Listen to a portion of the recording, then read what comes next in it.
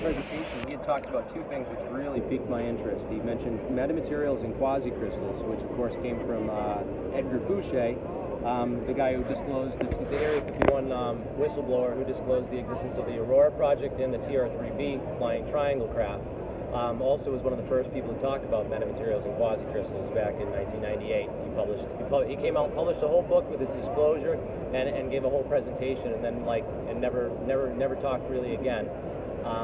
Sure. But I made a video on the quasi-crystals and metamaterials, going into some of the science behind that, because the stuff I was finding, the papers I was finding, was just really fascinating stuff, and wanted to kind of see what other people thought of that. And one of the people that contacted me was a guy who actually knew Ed Fouché, and he put me in touch with him, and I became good friends with Ed and talked to him for a period of about 10 years and had all kinds of conversations with him on Skype about all kinds of stuff. One of the things he did with me before he died was go over all the information in the book and give me all the real names of the fake names of the people in the book, because he had to use fake names for all the people. Sure. And Gerald, his main scientist in the book, who he gets 90% of his scientific information from, is Hal Puthoff. Yes, good old Hal. Good old Hal Puthoff is Gerald in the book. So that was revealed to me. Very interesting stuff. Hal's now, of course, famous with coming out with the To the Stars Academy and the ATIP program. Yep. And all this. Been working on this stuff for 40 years. Yes, 40 years with the. He did contract defense department investigations for the Lockheed Martin Skunk Works. That's what Eric Davis is talking about when he says, I can't name which aerospace company, but it's the biggest and the best. And it was Lockheed, you know. So Eric Davis is his partner. I'm big into all of that stuff. Yeah, I work for an outfit called Kepler Aerospace now. Oh yeah, it's a new outfit. So that's one reason I can't share everything I'm working on. I know more than more than half a dozen, I'd say, groups of people out there working on this right now. Present Labs and other people that I've talked to for my 10 years of doing this. I've been talking about quasi-crystals and metamaterials and all those metallic glasses. I'll tell you something really interesting. 10 years now. It's crazy. I visualized quasi-crystals in an intense daydream I was having back in the 70s. These 5-sided crystals, and I kept thinking, that doesn't make sense. I remember it stuck with me. Right. And oh, look at that! Oh, how beautiful! Oh, wow, that's cool. So it's interesting. It was like almost a message I got from the future. It was, I was just dozing off while I was studying something else. And that's got 12 woke up with symmetry, though. Just that's cool. Very vivid image of these 5-sided crystals. They found some of these. Oh yes, no, they can make them now. So back to anti-gravity. Yeah. The material sciences, I think, the barrier to entry is why they've dangled this fruit in front of us, because they still can't quite reach it. Yes. Is the material science. Well, imagine trying to investigate magnetic fields without having iron. Right. Right. So we need bring the magnet out. Okay. Yeah, we got the Boyd Bushman stuff with the eddy currents. We got two neodymium. Oh yeah. Oh, I love that. I used to demonstrate that for my students. These are really strong. Whoa. Yeah. Yeah, I better not get them any closer. So we demagnetize my credit cards. the frame dragging effect that kind of happens with that experiment with the magnet drop. I think it's a type of frame dragging where it's actually pulling the fabric of space-time a little bit with it. Kind of the same way that it links and puts up eddy currents in this metal. I think we're learning a little bit more about quantum physics. We are. How matter actually interacts with space. Sure, I'm talking about space-time portals tomorrow. Oh, Thank you so much. I appreciate it. So, do you know who John Archibald Wheeler is? Oh, yes. One of the first guys in very classified stuff from back in the 40s and 50s. Well, I couldn't figure out why is John Archibald Wheeler famous. Well, he built the first hydrogen bomb. Teller had the concept. He turned it over to Wheeler and said, "Make this thing." Yeah. And that's what he did. But he didn't like to brag about it, so it's almost like you never see that next to his name. One of the interesting things about the theories I like is the quantum eraser effect, the quantum eraser effect. Kind of the idea that light will take two paths, and then after the fact, once it reaches a destination, it decides which path it took in hindsight.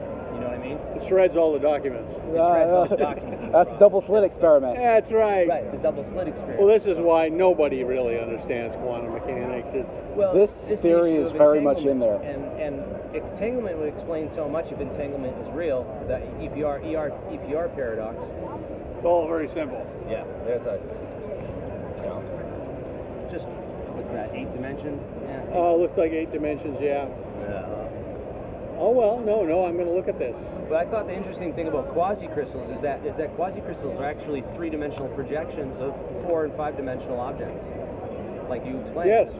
So if you want to create resonances in a type of material and access these higher dimensions and forces within those higher dimensions, quasi-crystals are like the perfect thing to use. Well, I agree with you. I think once we find the right materials, anti-gravity will become much simpler than it is now. What do you think about that magnesium oxide that was layered with the bismuth, the thin vapor? Yeah, that was what Hal talked That about. little piece of the UFO that they said. And let me tell you something. I talked to Hal 25 years ago, and he was talking. He didn't go into any detail at all. He just said, "We have these interesting samples, John. We have these interesting samples that we're probing." And I said, "Why are they so interesting?" He says, "Because where they come from." But he wouldn't tell me anything more. Oh, yeah. So that's what I try to tell people. It's like we have pieces of this, we've analyzed it, and we kind of know a little bit about how the technology works. But now we're actually reaching the point where we can build it ourselves. Yes. You know, and we're going to do it. It's the exciting and also scary Falcon part. Spaces going to do I it. know. Mm-hmm. We're one of many that imagine are already doing it. Imagine being Einstein, writing E equals mc squared on the chalkboard, and then 30 years later being told that the bomb has been dropped at Hiroshima. Right. Oh, he was horrified. And he was horrified. He had to live with that.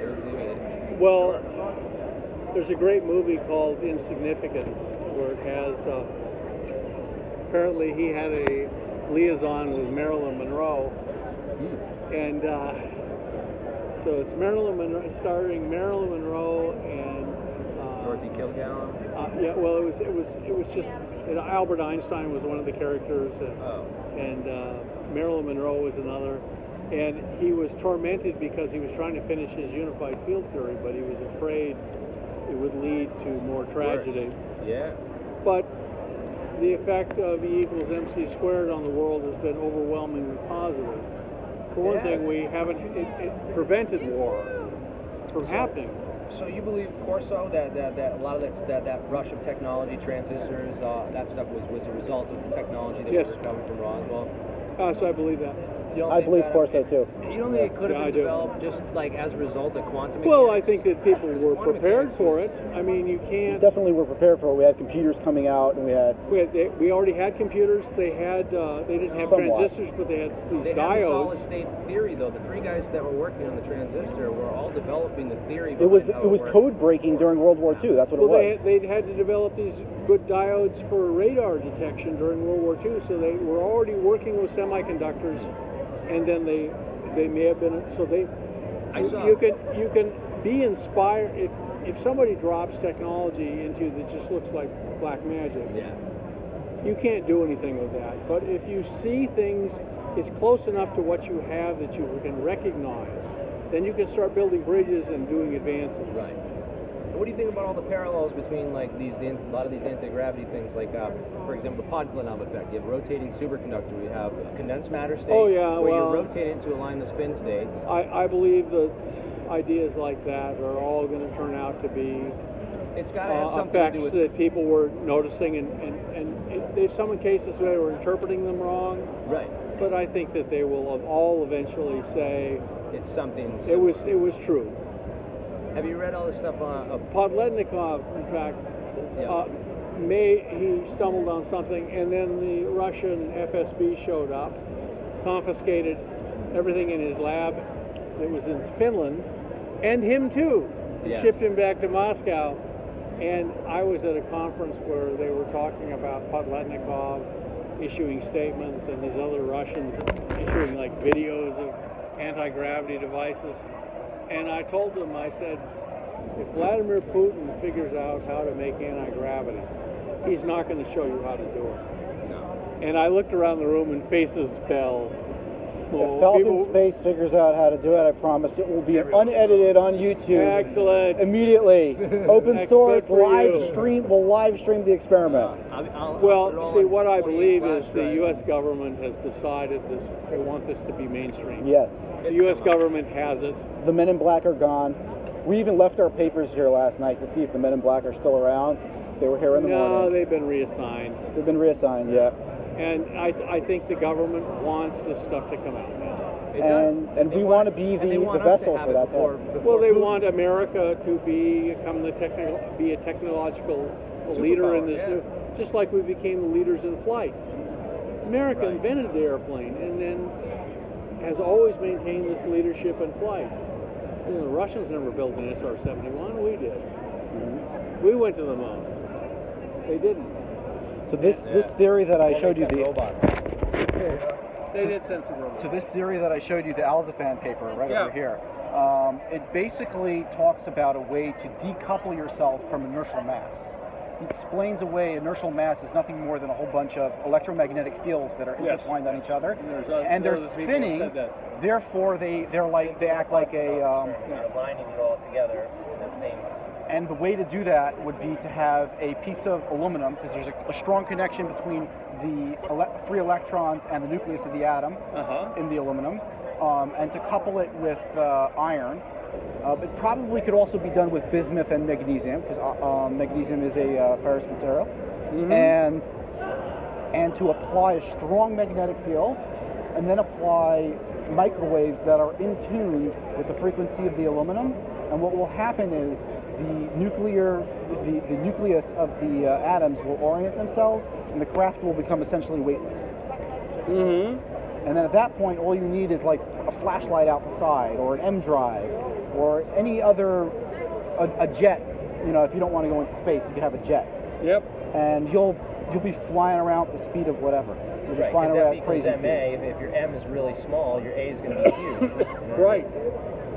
Well, I believe that we'll be able to, as we reduce gravitational mass, we'll be able to reduce inertial mass also.